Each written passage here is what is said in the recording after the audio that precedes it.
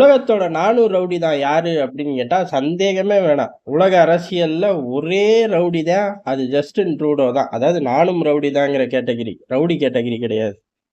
அது Justin Trudeau அடி வாங்காத இடமே இல்ல. பொதுவாவே இவன்லாமாடா அவனை நேருக்கு நேர் தூக்கி போட்டு மிதிச்சான் அப்படின்னு கேட்கிற அளவுக்கு எல்லா இடத்துலயும் அடி வாங்குவாரு. உதாரணத்துக்கு சீனாவை பொறுத்த வரையும் எல்லாமே பின்னணி வேலை தான். மறைமுகமான வேலை தான். முன்னாடி வரவே மாட்டாங்க. பிரச்சனை இருக்குன்னா சுத்தமா வரமாட்டாங்க. அப்படிப்பட்ட சீனாவே நேருக்கு நேர் ட்ரூடோவை கூப்பிட்டு அதிபர் ஷி ஜின்பிங், "என்னையா நீ லூசு மாதிரி பண்ணிக்கிட்டு இருக்க? உன்கிட்ட பேசுறது பூரா மறுநாள் பத்திரிகையில வருது" அப்படின்னு சொல்லி ஆன் கேமரா மைக் கூப்பிட்டு கிளின்னு கிழிச்சு விட்டாரு. என்னடா இது நீயாடா கூப்பிட்டு திட்டினவன, அதுவும் இப்படி கேமரா மைக்கெல்லாம் வச்சுக்கிட்டு அப்படின்னு எல்லாருக்கும் ஆச்சரியம். அம்புட்டு திட்டையும் வாங்கிட்டு மக்களுக்கு உண்மையை தான் நாங்க சொல்லுவோம், மறைக்க மாட்டோம் அப்படின்னாரு. யோ அந்த ஆள் உன்னை திட்டுறான், பதிலுக்கு செஞ்சேன்னு சொல்லு, இல்ல அப்படிதான் செய்வேன்னு சொல்லு, அதை விட்டு எங்கயா சம்பந்தம் இல்லாம பேசிக்கிட்டு இருக்க அப்படிங்கிற மாதிரி அன்னைக்கு மிகப்பெரிய கேலி கூத்தாச்சு. அப்பேற்பட்ட கனடாவோட பிரதமர் ஜஸ்டின் ட்ரூடோ இந்தியா கூட உரசினாரு. உரசி உரசி உரசி அடி வாங்குறதே தான் அவரோட ஃபுல் டைம் வேலையா கடந்த ஏறக்குறைய ஒரு வருட காலமாவே இதான் அந்த மனுஷனுக்கு வேலை. இதை விட்டா வேற வேலையே இல்லைங்கிற மாதிரி தான் அவர் ஊருக்குள்ள தெரிஞ்சாரு. அப்படி ஒரு நாட்டோட பிரதமர் தெரியும் போது அந்த நாடு எங்க போகும்? குட்டிச்சவரா போகும். பொருளாதார பலம் இருக்கிறனால ரோட்டுக்கு வரலையே ஒழிய ஏகப்பட்ட பிரச்சனை. ட்ரக் ஓட்டுநர்கள் ஆரம்பிச்சு ஏகப்பட்ட பிரச்சனை இல்லாத இண்டஸ்ட்ரியே கனடால இன்னைக்கு நிலைமைக்கு இல்ல. வருங்காலங்கள்ல கனடா ஒரு சரிவை நோக்கி போச்சு அப்படின்னா அதுக்கு முதல் ஆளு இந்த ஆள் பண்ண வேலை தான் அப்படின்னு சொல்லி அவங்க நாட்டு வரலாறுல எழுதுவார்கள். அந்த அளவுக்கு மோசமான ஒரு பிரதமரா கனடா வரலாற்றுல இடம் பிடிச்சிட்டாரு. இனி அழிக்கலாம் முடியாது. அப்பேற்பட்ட ட்ரூடோ நம்ம இந்தியா கூட வம்பிழுக்க வேண்டியது, அப்புறம் சரண்டர் ஆக வேண்டியது, வம்பிழுக்க வேண்டியது, அப்புறம் சரண்டர் ஆக வேண்டியது, இந்த வேலையை தொடர்ந்து பார்த்துக்கிட்டு இருந்தார்.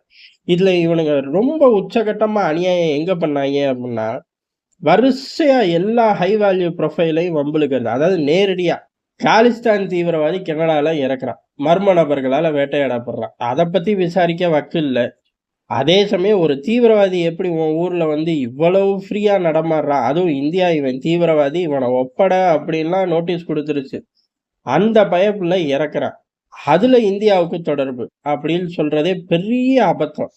ராஜதந்திர ரீதியில இந்த மாதிரி விஷயத்த யாருமே செய்ய மாட்டார்கள். அதுக்கடுத்து நேரடியா இந்திய உளவுத்துறை, அடுத்து அஜித் தோவல், வெளியுறவுத்துறை அமைச்சர் ஜெய்சங்கர், அடுத்து உள்துறை அமைச்சர் அமித்ஷா, பிரதம மந்திரி அலுவலகம், இப்ப பிரதமர் மந்திரியே சொல்லிட்டாங்க நேரடியா இந்தியா ராஜதந்திர ரீதியில வெச்சு செஞ்சிருச்சு. வெச்சு செஞ்சதோட விளைவு 24 மணி நேரத்துல அந்த பத்திரிகையில வந்த செய்திக்கும் அரசாங்கத்துக்கும் சம்பந்தம் இல்லை, அதுல எந்த உண்மைத்தன்மையும் இல்லை அப்படின்னு சொல்லி அவர்களே சத்தியம் பண்ணிட்டு ஓடி போயிட்டார்கள். அந்த செய்தியை நேரடியா ட்ரூடோவோட அலுவலகமும் சரி, கனடா அரசாங்கமும் சரி, அந்த பத்திரிகையில வந்த செய்தி உண்மைத்தன்மையும் இல்லை, அதுக்கும் அரசாங்கத்துக்கு எந்த சம்பந்தமும் இல்லை அப்படின்ட்டாங்க. காரணம் அரசாங்கம் தான் சொன்னுச்சு அப்படின்னு சொல்லிட்டாங்க. பொதுவாகவே அரசாங்கத்தில் உள்ள பேர் சொல்ல விரும்பாத அதிகாரி சொன்னார்லாம் சொல்லுவாங்க. அப்படி எதுவுமே சொல்லாம அரசாங்கம் சொன்னுச்சுன்ட்டு போயிட்டாங்க. அடிச்ச அடியில வந்து சரண்டர் ஆனார்கள். இப்போ ஒரு படி மேல போய் ட்ரூடோ அவரோட நானும் ரவுடி தாங்கிற டைட்டில் அவருக்கு அப்படியே பொருந்தும். காரணம் என்னன்னா, இப்ப பத்திரிகையாளர்கள் மடக்கிட்டார்கள். தலைவன் எங்க போனாலும் எங்கிட்டோ சிக்கிடுவான், மைக்கை தூக்கிட்டு வந்து நின்றுவாங்க, பைப்லையும் மாட்டிக்கும். அப்படி இந்த தடவை அவங்க ஊர்ல தான் மாட்டுறாரு. மாட்டும்போது ஒரே போடா போட்டாரு, இனிமே இந்த விஷயத்துல நம்ம மாட்டவே கூடாதுன்னு. எந்த அளவுக்கு?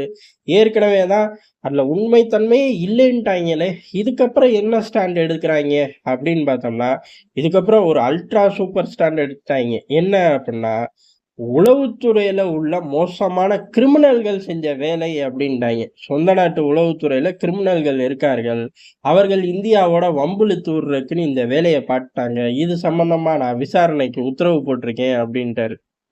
நமக்கு என்ன வருத்தம்னா, முழு உண்மையும் சொல்லியிருக்கலாம். கிரிமினல் நான் பார்த்த வேலை, ஓட்டு அரசியலுக்காக பார்த்து இப்படி வீணா போயிட்டேன் அப்படின்னு சொல்லியிருக்கலாம். மனசுக்குள்ள சொல்லியிருப்பாரு, மைக்ல சொல்ல முடியுமா?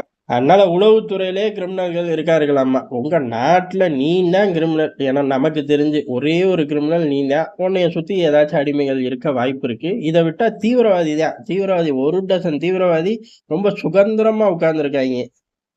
அவர்களை கண்டுபிடிக்க, களை எடுக்க விசாரணைக்கு உத்தரவிட்டிருக்கேன். இந்தியாவுக்கும் இதுக்கும் எந்த சம்பந்தமும் இல்லை, தவறு, மன்னிச்சுக்கங்க சாமி அப்படின்னு கையெடுத்து கும்பிடாத குறையா ஓடி போயிட்டாரு. இது தேவையா?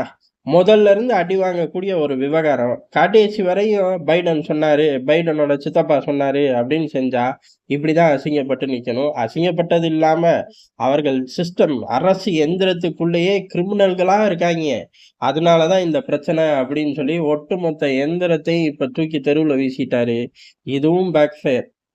இவரு செய்யற எல்லாமே இங்க பேக் ஃபயர் தான்டான்னு உள்ளூர்ல சொல்ல ஆரம்பிச்சுட்டாய்ங்க. இது ரொம்ப காலத்துக்கு முன்னாடியே. அதனால இதையும் அந்த லிஸ்ட்ல தூக்கி போட்டுருவார்கள்.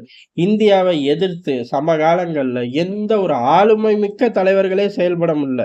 அப்படி இருக்கும்போது உலக அரசியல்ல சமகால உலக அரசியல்ல ஏறக்குறைய ஒரு ஜோக்கர் அந்தஸ்துல சுத்திக்கிட்டு இருக்கக்கூடிய நபர்கள் தான் மலேசியாவோட மஹவீர் முகமது ஆகட்டும், இல்ல ஸ்ரீலங்காவோட ராஜபக்சே குரூப் ஆகட்டும், நேபாளோட ஓலி ஆகட்டும், இந்த மாரி நபர்கள் பூரா உலக அரங்கல்ல, அதாவது உலக அரசியல்ல ஏறக்குறைய ஜோக்கர் அந்தஸ்துல திரியிறவர்கள் தான். அதுக்கு இணையான நபர் தான் ட்ரூடோ. இவர் மட்டும் எங்க போய் நிப்பாரு? அதே வரிசையில நிக்க வேண்டியது தான். "நில்றா" அப்படின்ட்டாய்ங்க இந்தியா.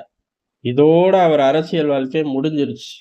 அது தவிர இதுலயும் இந்தியாவுக்கு ஒரு மைலேஜ் தான். இந்தியாவ சமகாலங்கள்ல எதிர்த்து யாராலும் தப்பிக்க முடியாது. அதுக்காக பெருந்தலைவர்கள் இந்த மாரி சின்ன ஜோக்கர்கள களத்துல இறக்கி பலி குடுக்கிறார்கள் அப்படிங்கிறது தான் உலக அரசியல்ல இப்ப பேசப்படுற விஷயமா இருக்கு. நன்றி, வணக்கம்.